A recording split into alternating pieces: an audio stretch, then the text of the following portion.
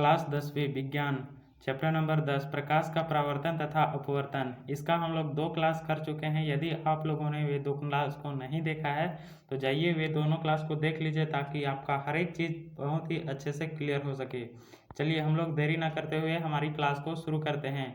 लेकिन क्लास शुरू करने से पहले यदि आप लोग हमारे चैनल पर नए हैं तो चैनल को सब्सक्राइब करके रख लीजिए ताकि हमारे द्वारा जो भी वीडियो डाली जाए तो सबसे पहले नोटिफिकेशन आप ही तक पहुँचे। चलिए हम लोग देखना शुरू करते हैं।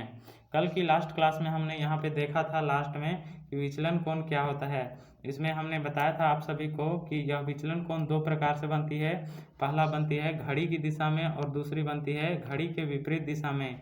जब घड़ी की दिशा में बनती है तो इसका फॉर्मूला होता है S बराबर में 180 + 2i, जहाँ i होता है आपतन कोण, और घड़ी के विपरीत दिशा में बनता है तो S बराबर में होता है 180 माइनस में 2i और i बराबर में होता है आपतन कोण। ये हमने कल की क्लास में आपको बहुत ही अच्छे से बताया है, इसीलिए आप लोग उसको पूरा देखिएगा।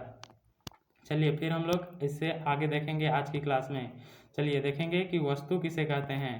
आप लोग इसका जवाब ऐसे लिखिएगा कि जब 2 या 2 से अधिक आपतित किरणें किसी बिंदु पर मिलती है या मिलती हुई प्रतीत होती है तो उस बिंदु को ही उस वस्तु कहा जाता है। ठीक है, यानी कि कोई भी प्रकाश की किरण जब भी कोई एक बिंदु पर मिलती है तो उस बिंदु को ही हम लोग कहते हैं वस्तु कहते हैं। और यह वस्तु 2 प्रकार की होती है, यानी कि विज्ञान की भाषा में वस्तु कितने प्रकार की होती है? 2 प्रकार की होती है। पहला वास्तविक वस्तु और दूसरा होती है काल्पनिक वस्तु। हम लोग समझेंगे कि वास्तविक वस्तु कैसा होता है और काल्पनिक वस्तु कैसा होता है। जब देखिए वास्तविक वस्तु में परावर्तक सतह पर भी चित्र बनता है। ठीक है, परावर्तक सतह पर जब भी बिंदु बनती है तो उसे हम लोग कहते हैं वास्तविक वस्तु, और परावर्तक सतह से नीचे जब भी बिंदु बनती है तो उसे हम लोग कहते हैं काल्पनिक वस्तु। यानी कि देख सकते हैं यहाँ पे बारी बारी से वास्तविक वस्तु और काल्पनिक वस्तु के बारे में। वास्तविक वस्तु में यहाँ पे परावर्तक सतह पर ही बिंदु बन रहा है तो इसे हम लोग कहेंगे वास्तविक वस्तु, और काल्पनिक वस्तु में यहाँ पे परावर्तक सतह से नीचे बन रही है, इसीलिए हम लोग कहेंगे इसको काल्पनिक वस्तु। ठीक है, वस्तु के बारे में समझ में आया, उम्मीद है कि आ चुका होगा। चलिए फिर देखेंगे कि प्रतिबिंब किसे कहते हैं। अब यहाँ से देखेंगे कि प्रतिबिंब किसे कहते हैं। यहाँ हमने देख चुका कि वस्तु किसे कहते हैं, प्रतिबिंब किसे कहते हैं। तो आप लोग इसका जवाब लिखिएगा जब 2 या 2 से अधिक परावर्तित किरणें 2 या 2 से अधिक परावर्तित किरणें किसी बिंदु पर मिलती है या मिलती हुई प्रतीत होती है तो उस बिंदु को ही वस्तु का प्रतिबिंब कहते हैं। यह 2 प्रकार से होती है, यानी कि वस्तु का प्रतिबिंब भी कितने प्रकार से बनती है? तो 2 प्रकार से बनती है। कौन कौन सा, चलिए देखते हैं। इसमें भी वस्तु के जैसा ही वास्तविक प्रतिबिंब और काल्पनिक प्रतिबिंब बनता है। ठीक है, वास्तविक और काल्पनिक। अब हम लोग समझेंगे कि वास्तविक प्रतिबिंब और काल्पनिक प्रतिबिंब क्या होता है, काहे कि इससे रिलेटेड क्वेश्चन पूछा जाता है। ठीक है, चलिए देखेंगे कि वास्तविक प्रतिबिंब क्या होता है। तो आप लोग इसका जवाब लिखिएगा किसी प्रकाश स्रोत से आ रही प्रकाश की किरणें, यानी कि कोई भी प्रकाश स्रोत से आएगी प्रकाश की किरणें तो परावर्तन या अपवर्तन के बाद जिस बिंदु पर मिलती है तो उस बिंदु को ही हम लोग कहते हैं क्या? वास्तविक वस्तु कहते हैं। ठीक है, यानी कि कोई भी प्रकाश स्रोत से जब प्रकाश की किरणें आएगी तो परावर्तन होगी या अपवर्तन होगी, उसके पश्चात जिस भी बिंदु पर मिलेगी, एग्जैक्ट मिलना ही मिलना है, तो उसे हम लोग कहेंगे वास्तविक प्रतिबिंब। और काल्पनिक प्रतिबिंब में जहाँ मिलने की प्रतीत होगी, ठीक है, सिर्फ हम लोग कल्पना कर सकते हैं कि वहाँ पे मिल रही होगी तो उसे हम लोग काल्पनिक प्रतिबिंब कहेंगे। यहाँ पे देखिए काल्पनिक प्रतिबिंब क्या होता है, तो इसका भी लिखिएगा आप लोग किसी प्रकाश स्रोत से आ रही प्रकाश की किरणें, यानी कि इसमें भी कहीं से भी प्रकाश की किरण आएगी और वह परावर्तन या अपवर्तन के बाद जिस बिंदु पर मिलती हुई प्रतीत होती है, यानी कि सिर्फ इसमें कल्पना किया जा सकता है कि वहाँ पे मिल रहा होगा। यानी कि यहाँ पे परावर्तक सतह है, यहाँ से प्रकाश की किरणें आ रही है और इधर आगे बढ़ जा रही है और इधर भी आ रही है, यहाँ पर भी आगे, यानी कि इस बिंदु पर मिल रही है तो यहाँ पे सिर्फ प्रतीत हो रही है, डॉट डॉट पे मिल रही है। ठीक है, इसीलिए हम लोग इसको कहेंगे काल्पनिक प्रतिबिंब। ठीक है, उम्मीद है ये भी समझ में आ गया होगा आपको।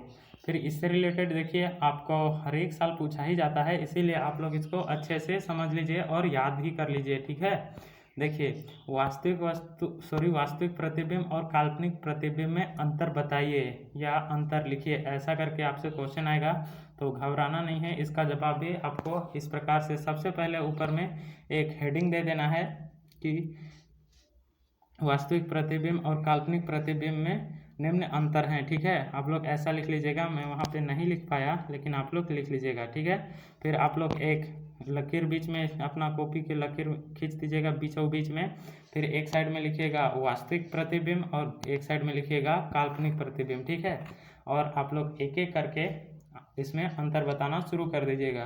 पहला अंतर आप लोग लिखिएगा कि यह वास्तविक कटान से मिलकर बनती है। जाहिर सी बात है, जब यह वास्तविक प्रतिबिंब बन रही है तो यह वास्तविक कटान से बनेगी। और दूसरा में लिखिएगा कि यह हमेशा उल्टा बनता है, यह हमेशा उल्टा बनता है। आप लोग देख सकते हैं कि जो प्रतिबिंब बनेगी, आपको जो सीधे हम लोग की आईना जहाँ पे देखते हैं वहाँ पे प्रतिबिंब बनेगी तो वह सीधे उल्टा बनेगी, यानी कि बायां आप लोग कोई चीज़ कार्य कर रहेंगे तो वह दायां में आप लोग को दिखाएगा, और यदि दायां काम कर रहे हैं तो आप लोग को प्रतिबिंब में बायां दिखाएगा। ठीक है, आप लोग इसको घर पर भी प्रैक्टिकल करके देख सकते हैं। इसके पर्दे पर देखा जा सकता है, और यह वास्तविक प्रतिबिंब है, इसे पर्दे पर देखा जा सकता है। फिर आप लोग चौथा में लिखिएगा यह दर्पण के सामने बनता है, और जो यह वास्तविक प्रतिबिंब है यह दर्पण के सामने बनता है, लेकिन इसमें जस्ट इसका उल्टा होता है। ठीक है, यहाँ पे हो रहा था कि वास्तविक कटान से मिलके बनी होती है, लेकिन यहाँ पे काल्पनिक प्रतिबिंब यह काल्पनिक कटान से मिलके बनी होती है।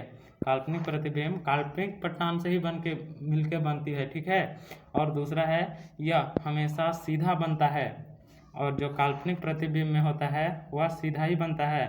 ठीक है, और इसे पर्दे पर नहीं देखा जा सकता है। जाहिर सी बात है, जब कोई प्रतिबिंब को कल्पना किया जाएगा तो उसे तो पर्दे पर नहीं देखा दिया जाएगा, यानी कि सिर्फ उसे कल्पना ही किया जा सकता है।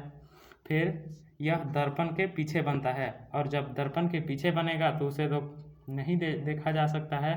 आप लोग इसको ध्यान रखिएगा, और इसका जवाब कुछ ऐसे ही लिखिएगा ताकि आपको इसका हर एक जितना नंबर का क्वेश्चन पूछा जाए उतना नंबर आपको मिल जाए। ठीक है, चलिए आप लोग कुछ ऐसे ही लिख लीजिएगा, आपको पूरी नंबर मिल जाएगा इसमें। ठीक है, आप लोग ध्यान रखिएगा। फिर यहाँ पे समझेंगे कि विकिरण क्या होता है। आप लोग विकिरण भी ऐसे ही लिखिएगा कि यह एक ऐसी घटना है। विकिरण क्या है, तो यह एक ऐसी घटना है जिसके कारण किसी वस्तु का प्रतिबिंब क्षैतिज अक्ष के परितः 180 डिग्री के कोण पर घूम जाता है। यानी कि यह विकिरण क्या है कि यह क्षैतिज अक्ष के परितः 180 डिग्री पे घूम जाता है, यानी कि जो बायां वाला भाग ऊपर वाला भाग नीचे हो जाता है और नीचे वाला भाग ऊपर में हो जाता है। ठीक है, यहाँ पे इसका चित्र आप लोग देख सकते हैं। यहाँ पे ऊपर वाला जो भाग है वह नीचे हो जाता है, तो इसे हम लोग क्या कहेंगे, विकिरण कहेंगे। ठीक है, फिर इससे जस्ट अपोजिट है कि पार्श्व विपरिवर्तन क्या होता है। पार्श्व विपरिवर्तन में होता है, देखिए कि यह एक ऐसी घटना है जिसके कारण किसी वस्तु का प्रतिबिंब क्षैतिज अक्ष के परितः, यहाँ पे क्षैतिज अक्ष लिखने के लिए भूल गए हैं तो लिखिएगा क्षैतिज अक्ष लिखिएगा। ठीक है, क्षैतिज अक्ष के परितः 180 डिग्री पर घूम जाता है। इसमें भी क्षैतिज अक्ष के परितः 180 डिग्री पर घूम जाता है, अर्थात दायां वाला भाग बायां में हो जाता है, यानी कि जो दायां भाग में रहेगा वह बायां हो जाएगा। ठीक है, तो इसे ही हम लोग कहेंगे पार्श्व विपरिवर्तन कहेंगे। पार्श्व विपरिवर्तन कहने का मतलब समझ में आया, उम्मीद है कि आ गया होगा। चलिए फिर हम लोग आगे बढ़ेंगे। फिर समतल दर्पण द्वारा बने प्रतिबिंब की विशेषता को लिखिए। समतल दर्पण क्या होता है इसके बारे में हम आगे से आप सभी को बहुत ही डिटेल से बताएंगे, इसलिए वीडियो के अंत तक जरूर बने रहिएगा। यहाँ पे सिर्फ अभी इतना जानिएगा कि समतल दर्पण जो हम लोग जहाँ शीशा देखते हैं, हमारे घर में जो हमारी चेहरा देखने के लिए दर्पण लगाई जाती है, उसे ही हम लोग समतल दर्पण कहेंगे। ठीक है, आप लोग अभी फिलहाल के लिए इतना ही जानने रहिए, हम आपको आगे बहुत ही अच्छे से बताएंगे कि समतल दर्पण क्या होता है। तो इसका विशेषता जब लिखने के लिए बोला जाए आपसे, तो इसका हेडिंग में लिखेगा कि समतल दर्पण द्वारा बना प्रतिबिंब की विशेषताएं निम्नलिखित हैं। ठीक है, ऐसे आप लोग ऊपर में लिख लीजिएगा, फिर पॉइंट बाय पॉइंट करके लिखिएगा ताकि आपको एग्जामिनर खुश हो जाए और आपको पूरा में पूरा मार्क्स दे। पहला में लिखेगा कि समतल दर्पण द्वारा बना प्रतिबिंब हमेशा सीधा बनता है, यानी कि जो समतल दर्पण होता है वह हमेशा उसमें प्रतिबिंब कैसा बनता है, सीधा ही बनता है। यानी कि जो हमारा नीचे वाला भाग है वो ऊपर नहीं दिखाता है और ऊपर वाला भाग नीचे नहीं दिखाता है, ठीक है, यानी कि यह सीधा ही बनता है। फिर दूसरा पॉइंट में लिखिएगा कि यह प्रतिबिंब वस्तु के बराबर में बनता है, यानी कि वस्तु जितना बड़ा होगा उतना ही बड़ा प्रतिबिंब भी बनेगा, ठीक है, किस दर्पण में, समतल दर्पण में। और तीसरा पॉइंट में लिखिएगा कि समतल दर्पण द्वारा बना प्रतिबिंब काल्पनिक होता है, और समतल दर्पण द्वारा बना प्रतिबिंब काल्पनिक होता है, आप लोग इसको ध्यान रखिएगा। चलिए फिर हम लोग आगे देखेंगे कि दर्पण किसे कहते हैं। अभी हम बता रहे थे कि दर्पण किसे कहते हैं। यहाँ पे देखिए दर्पण आप लोग लिखिएगा कि दर्पण किसे कहते हैं, तो वैसा चिकना और चमकीला सतह, दर्पण क्या है, तो वैसा चिकना और चमकीला सतह जो प्रकाश के परावर्तन का नियम का पालन करता है। क्या, वैसा चिकना सतह जो प्रकाश के परावर्तन का नियम का पालन करता हो तथा जिसका एक भाग अवश्य ही रज्जित हो। रज्जित हो कहने का मतलब कि एक भाग अवश्य ही रंगा हुआ हो, तो उसे ही हम लोग दर्पण कहते हैं, ठीक है। दर्पण किसे कहते हैं, तो आप लोग इसका जवाब ऐसे ही लिखेगा कि वैसा चिकना चमकीला सतह जो प्रकाश के परावर्तन का नियम का पालन करता हो और जिसका एक भाग अवश्य ही रज्जित हो, तो उसे ही दर्पण कहते हैं। दर्पण मुख्यतः कितने प्रकार की होती है, 3 प्रकार से होती है। पहला समतल दर्पण, फिर देखिए समझेंगे एक एक करके कि समतल दर्पण क्या होता है, गोलीय दर्पण क्या होता है और परवलय दर्पण क्या होता है। ये अब हम लोग बारी बारी से एक एक करके समझने का कोशिश करेंगे, ठीक है। चलिए हम लोग समझेंगे कि समतल दर्पण क्या होता है। देखिए समतल दर्पण क्या होता है, तो आप लोग यहाँ पे लिखिएगा कि वैसा दर्पण जिसका परावर्तक सतह समतल हो तो वह समतल दर्पण कहलाती है, यानी कि जिसका परावर्तक सतह समतल हो तो वही समतल दर्पण कहलाएगा। आप लोग जो आईना देखते हैं तो उसको देख लीजिएगा कि उसका जो परावर्तक सतह होता है वह बिल्कुल समतल होता है, ठीक है, समतल होता है। आप लोग ध्यान में देखिएगा, आप लोग अनुभव भी किए होंगे, ठीक है। फिर देखिए इसका गुण के बारे में जानेंगे, समतल दर्पण के गुण के बारे में जानेंगे, ठीक है। तो समतल दर्पण के गुण क्या क्या हैं, तो इसका पहला गुण है, देखिए इसमें बना प्रतिबिंब हमेशा सीधा और काल्पनिक और बराबर बनते हैं। जो समतल दर्पण में जब भी प्रतिबिंब बनेगा सीधा, काल्पनिक और वस्तु के बराबर में ही बनेगा। यानी यहाँ पे देखिए एक दर्पण रखी गई है, समतल दर्पण, जो कि इसके सामने 10 सेंटीमीटर का कोई वस्तु है, ठीक है, और इसकी ऊंचाई है 3 सेंटीमीटर, वस्तु का ऊंचाई 3 सेंटीमीटर है, तो इसका प्रतिबिंब भी इस साइड में बनेगी 10 सेंटीमीटर दूरी में और 3 सेंटीमीटर ऊंचा की ही वस्तु बनेगी, ठीक है। तो यहाँ पे देखिए ये पॉइंट है कि समतल दर्पण से वस्तु की दूरी 10 सेंटीमीटर है, तो यहाँ पे प्रतिबिंब की भी दूरी 10 ही सेंटीमीटर है, और है कि वस्तु की ऊंचाई 3 सेंटीमीटर है तो प्रतिबिंब की भी ऊंचाई 3 सेंटीमीटर है, और वस्तु से प्रतिबिंब की दूरी कितनी है, 20 सेंटीमीटर। क्यों, क्योंकि देखिए यहाँ पर वस्तु रखी गई है और यहाँ पे प्रतिबिंब बन रही है। वस्तु से दर्पण की दूरी 10 सेंटीमीटर और दर्पण से इधर प्रतिबिंब की दूरी 10 सेंटीमीटर, यानी कि 10 और 10 कितना हो जाएगा, 20 सेंटीमीटर, ठीक है। आप लोग इसको ध्यान में रखिएगा। इससे एक क्वेश्चन पूछा जाता है जो कि आपको जानना जरूरी है, क्योंकि कभी कभी पूछ दिया जाता है, ठीक है। चलिए देखेंगे कि क्या होता है समतल दर्पण के बारे में, क्वेश्चन कैसा पूछा जाता है। तो यह एक समतल दर्पण के सामने, यानी कि एक समतल दर्पण है जिसके सामने 15 सेंटीमीटर दूरी पर 5 फीट की एक आदमी खड़ा है। कोई भी समतल दर्पण है उसके सामने 15 सेंटीमीटर पर 5 फीट का आदमी खड़ा है, तो बताइए, पहला में बताइए कि प्रतिबिंब का ऊंचाई कितना होगा, और दूसरा में बताइए कि वस्तु से प्रतिबिंब की दूरी कितना होगा, और तीसरा में बताइए कि दर्पण से प्रतिबिंब की दूरी कितना होगा, ठीक है। तो देखिए एक एक करके समझने का कोशिश करते हैं यहाँ पे। तो देखिए कि यहाँ पर जो कितना, एक समतल दर्पण के सामने समतल दर्पण है कितना दूरी पर, 15 सेंटीमीटर पर खड़ा है, यानी कि देखिए प्रतिबिंब का ऊंचाई कितना हो जाएगा, 15 सेंटीमीटर हो जाएगा, क्योंकि जितना दूरी पे वस्तु रखा गया है उसके प्रतिबिंब भी 15 सेंटीमीटर दूरी पर ही बनेगा, ठीक है। तो दूसरा है प्रतिबिंब की ऊंचाई, यानी कि जितना वस्तु का ऊंचाई है उतना ही प्रतिबिंब में कितना बनेगा, वस्तु की ऊंचाई के बराबर ही बनेगा। तो यहाँ पे 5 फीट प्रतिबिंब की ऊंचाई होगी। और दर्पण से प्रतिबिंब की दूरी कितना हो जाएगी, तो 15 सेंटीमीटर होगी। यानी कि जाहिर सी बात है यहाँ पे कोई समतल दर्पण रखा गया है तो इधर 15 सेंटीमीटर दूरी पर ही बनेगी, क्योंकि इधर कितना है 15 सेंटीमीटर दूरी पर कोई वस्तु को रखा गया है। ठीक है, आप लोग इसको ध्यान रखिएगा। ऑब्जेक्टिव के तौर पे आपसे क्वेश्चन पूछा जाएगा, इसीलिए आप लोग ध्यान से इसको देख लीजिएगा। फिर देखेंगे दूसरा इसका विशेषता के बारे में। आपतित किरण को स्थिर रखते हुए, आपतित किरण को स्थिर रखते हुए जब दर्पण को अल्फा कोण पर घुमाया जाता है तो परावर्तित किरणें 2 अल्फा कोण पर घूम जाता है।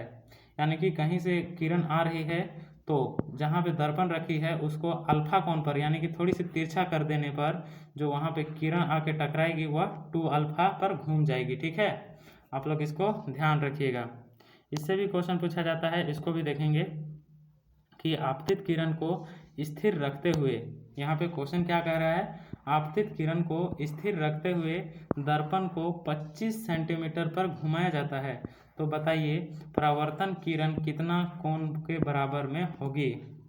यहाँ पर देखिए चूंकि दर्पण को 25 सेंटीमीटर पर घुमाया जाता है, यहाँ पे दर्पण रखी गई है उसको यहाँ पे देखिए कितने सेंटीमीटर पर, 25 डिग्री पर घुमाया जाता है। तो हम लोग अभी देखे हैं कि परावर्तन किरण बराबर होता है 2 अल्फा, तो यहाँ पे 2 गुने में यहाँ पे 2.5 बराबर में 50 डिग्री हो जाएगा। ठीक है, आप लोग इसको ध्यान रखिएगा।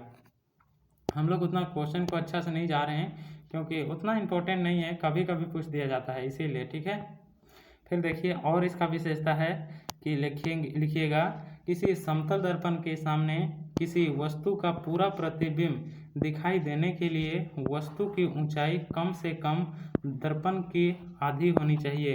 यानी कि कोई भी वस्तु का पूरा प्रतिबिंब देखने के लिए वस्तु जितना लंबा है उससे आधी लंबा आईना का भी होना जरूरी है। ठीक है, समतल दर्पण का भी होना जरूरी है वस्तु के आधी तक।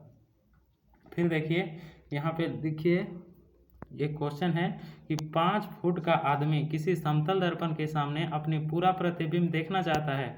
कोई भी 5 फुट का आदमी है वह समतल दर्पण के सामने अपना पूरा प्रतिबिंब देखना चाहता है तो बताइए दर्पण की लंबाई कितना होना चाहिए। यानी कि 5 फुट का जस्ट आधा होना चाहिए, 2.5 फुट। ठीक है ना, ये आप लोग ध्यान रखिएगा। फिर देखिए अगला चौथा पॉइंट में क्या है कि यदि कोई वस्तु समतल दर्पण के सामने v वेग से चलता है, कोई भी वस्तु समतल दर्पण के सामने v वेग से चलता है तो उसका प्रतिबिंब जो होगा वह 2 कंडीशन में होगा। यदि जहाँ पे दर्पण है वहाँ से देखेंगे तो वहाँ v वेग से चलेगा, लेकिन जब वस्तु के प्रतिबिंब से देखेंगे तो वहाँ पे 2v वेग से चलेगा। ठीक है, आप लोग भी इसको ध्यान में रखिएगा। देख सकते हैं यहाँ पे, और हर एक चीज़ को आप लोग याद करते चलिएगा। ठीक है, ताकि आपको एग्जाम के समय में तनिक भी दिक्कत ना हो। ठीक है, चलिए ये था इनके विशेषता जो कि हमने आपको बताया। उम्मीद है ये वीडियो काफ़ी अच्छा था और आपको हर एक चीज़ अच्छे से समझ में आई होगी। यदि आप लोग को समझ में आई है तो आप लोग के अगल बगल में जो क्लास 10वीं में पढ़ रहे हैं उन छात्रों को ज़रूर शेयर कीजिएगा, ताकि उसका भी तैयारी बिल्कुल शानदार हो सके, ज़बरदस्त हो सके और अपना बोर्ड एग्जाम में फोड़ सके। चलिए आज के लिए फिर इतना ही, फिर मिलते हैं आप सभी के साथ में नेक्स्ट वीडियो के साथ में। तब तक हंसते रहिए, पढ़ते रहिए, मुस्कुराते रहिए और अपने अगल बगल को सभी को पढ़ने की प्रेरित करिए। चलिए जय हिंद, वंदे मातरम। फिर मिलेंगे आपसे नेक्स्ट वीडियो के साथ में, तब तक के लिए जय हिंद, वंदे मातरम, जय झारखंड।